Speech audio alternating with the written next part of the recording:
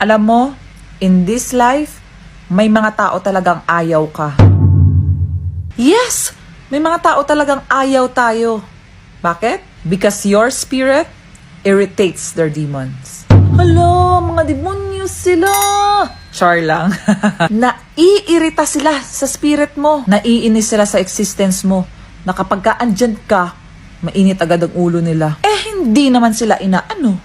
Diba? Without them realizing na you're just existing, being happy, being yourself. Ginagawa mo lang naman kung ano magpapasaya sa'yo nang hindi mo alam minsan that your hobby, your interest, irritates them. Berna, diba? Malungkot, bitter, demons, unhealed trauma, kahit anong sabihin yung tawag nyo dyan. Isama na natin ang mga inggiterang ayaw malamangan. Whatever you call them, pare-pareho lang.